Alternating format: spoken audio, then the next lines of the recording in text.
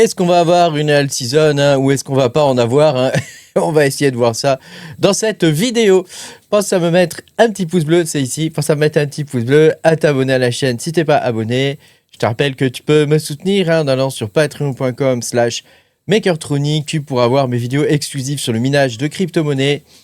Voilà, moi je suis mineur de crypto-monnaies depuis 2018-2019.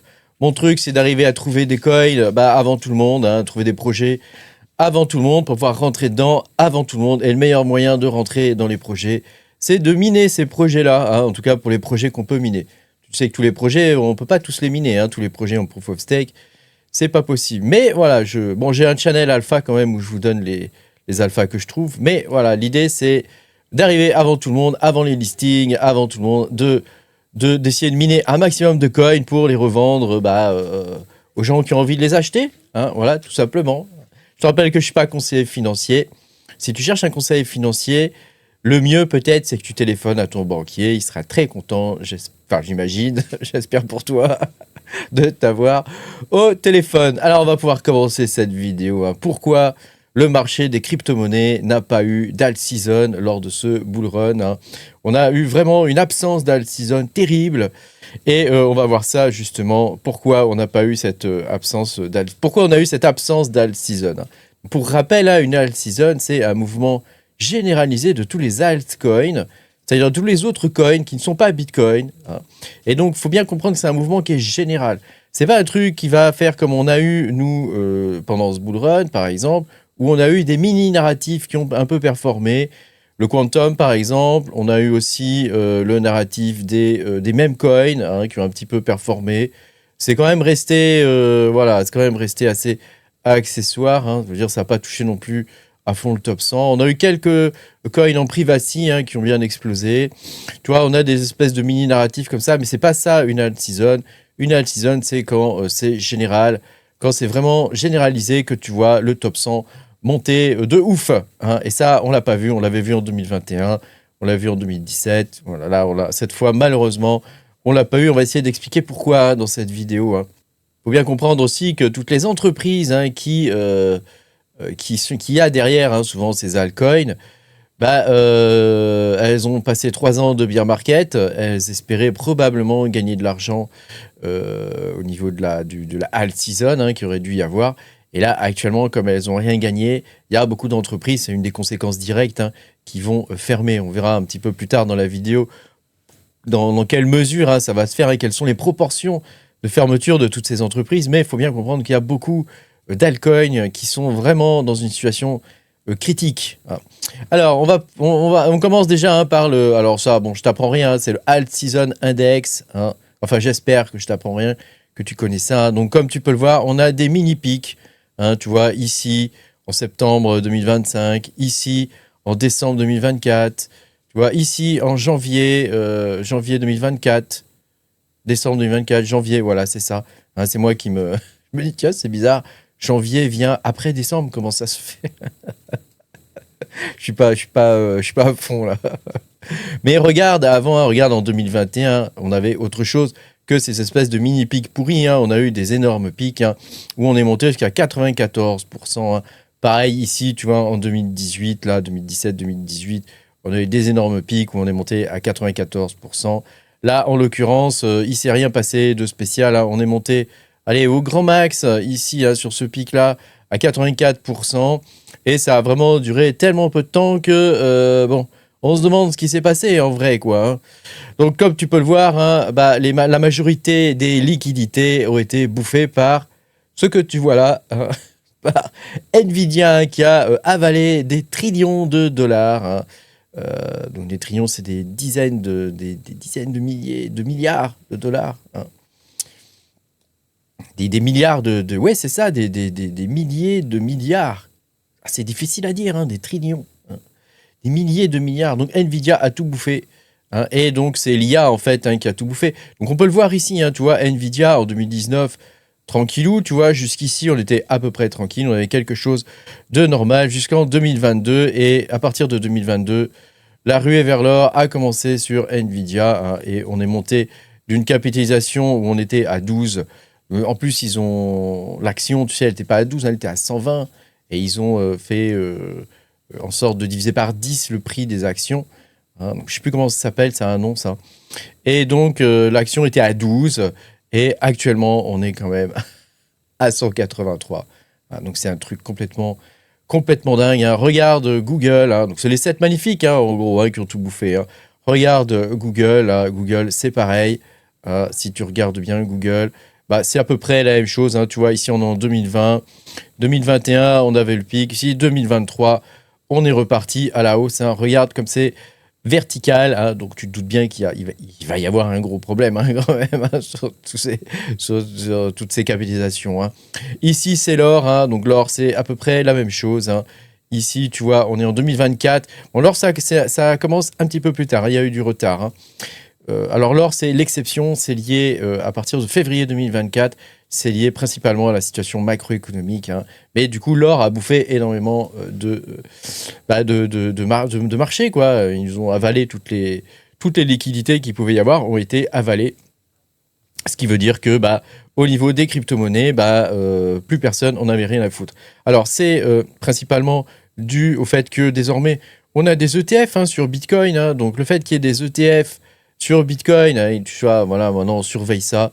Les inflows, outflows, bon, c'est pas très, très intéressant en vrai.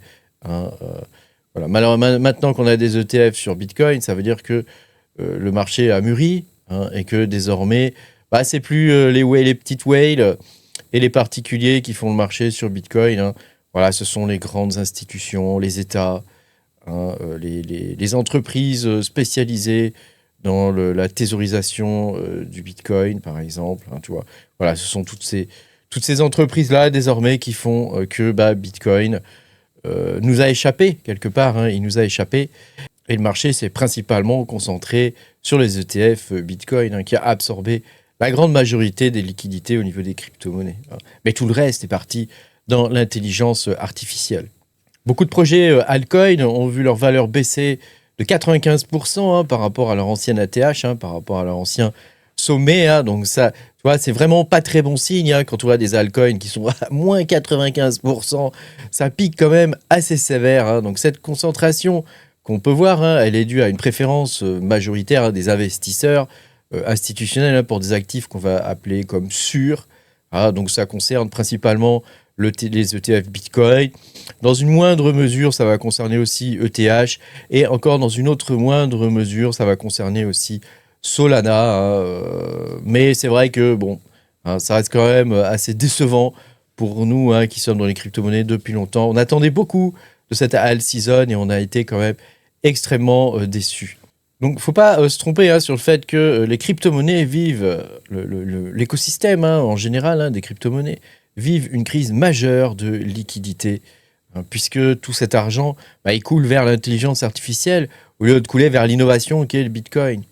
Une innovation en remplace une autre. Hein. On a eu les ordinateurs, hein, les technologies x86. Hein.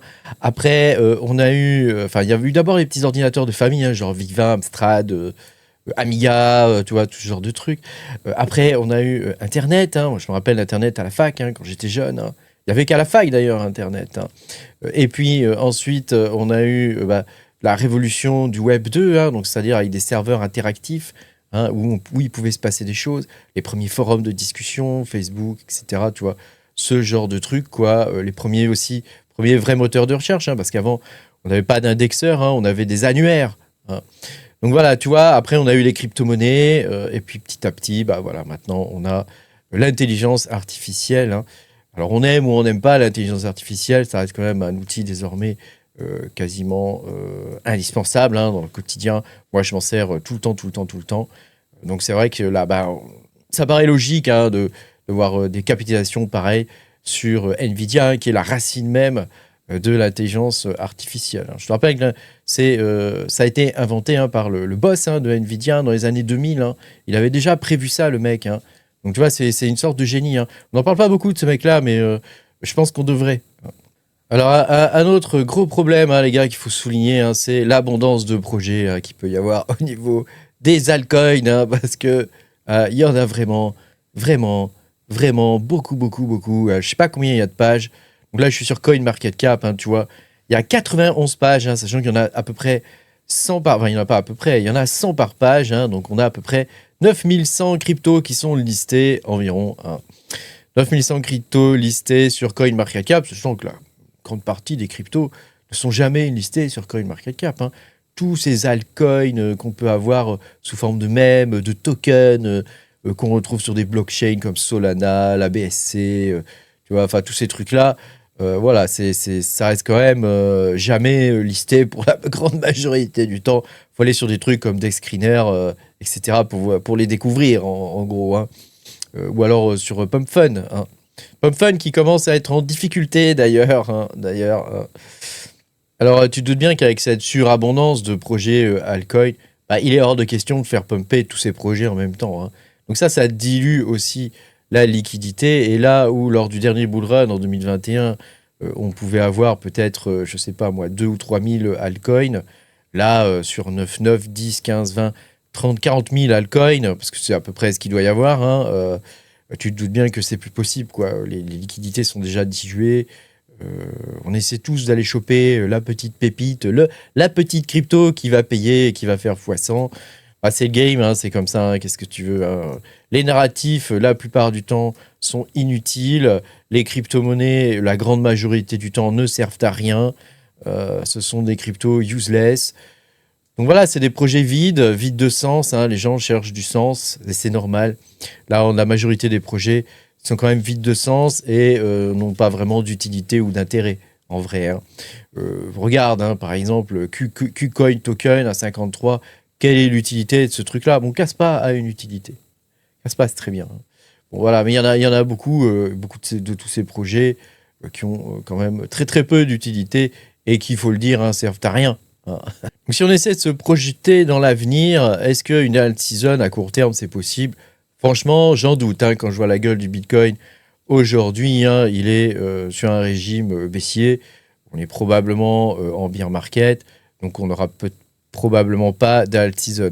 Il y en a qui prévoient qu'en 2026, on pourrait avoir enfin une alt season, mais ça voudrait dire qu'une partie des liquidités qui sont actuellement, tu vois, sur Nvidia ou sur des grandes capitalisations, bah, commencent à bouger vers les altcoins. Est-ce que c'est quelque chose qui te paraît plausible? Moi, vu l'inutilité de la majorité des tokens et des coins hein, qu'il peut y avoir, franchement, j'ai des gros doutes. Quoi. Il y a plein de vieux projets, c'est de la dead money. De temps en temps, ça repump, on se demande pourquoi. Mais voilà. Et puis, il y a toutes sortes de projets neufs qui sont vraiment inutiles. Tu n'as pas du tout envie de les... Moi, ça ne me donne pas envie d'acheter. Quand je vois la majorité des projets, je n'ai pas du tout envie de me mettre dedans. Hein. Et je peux comprendre, hein, du coup, les investisseurs hein, qui ne veulent pas aller sur ces projets-là. Quoi. Alors, pour nuancer quand même mon propos, j'ai envie de dire que au niveau de la alt season, on pourrait avoir quand même un petit chouïa de quelque chose au niveau des altcoins qui sont référencés dans des ETF. Tu as bien compris que le bull run qu'on a eu là actuellement, c'était le bull run des institutionnels, hein, c'était pas le nôtre en vrai. Hein, et que donc a priori, on pourrait avoir une alt season des institutionnels. Donc les coins qui sont véritablement à surveiller ou peut-être sur lesquels il faut investir, ce sont les coins où il y a des ETF. Et encore, hein, c'est même pas sûr hein, que les institutionnels puissent aller, par exemple, acheter du Doge, quoi. C'est-à-dire, c'est pas quelque chose qui est... Moi, j'ai parié sur le Doge, mais c'est pas quelque chose qui est... c'est pas écrit dans le marbre, quoi. Hein. C'est pas possible. Ça pourrait ne jamais arriver, quoi. Hein. Faut bien comprendre ça. Voilà, j'espère que tu as apprécié cette vidéo. Voilà, je voulais qu'on revienne là-dessus parce que c'était quand même un des moments difficiles de ce bull run, hein, d'être privé d'alt season comme ça. Psychologiquement, c'est quelque chose qui est assez ravageur, je trouve, dans le monde de la crypto-monnaie. Hein. On a tous été habitués aux projets de alt season, hein, même s'ils sont nuls, certains, même si une majorité de projets sont quand même pas terribles et qu'il y a beaucoup de scams. On a quand même été habitué à ça et c'est vrai que là de pas le voir arriver malheureusement c'est que tu que je te dise hein, c'est comme ça hein. C'est pas nous qui faisons le monde hein. Nous on subit hein. On essaie de s'adapter hein. Pense à mettre un petit pouce bleu, à t'abonner à la chaîne, n'hésite pas à me dire dans les commentaires hein, ce que tu penses de tout ça. Je vous lis hein, j'essaie de répondre à tout le monde et puis moi je vous dis à bientôt hein, les gars pour de nouvelles aventures. Salut.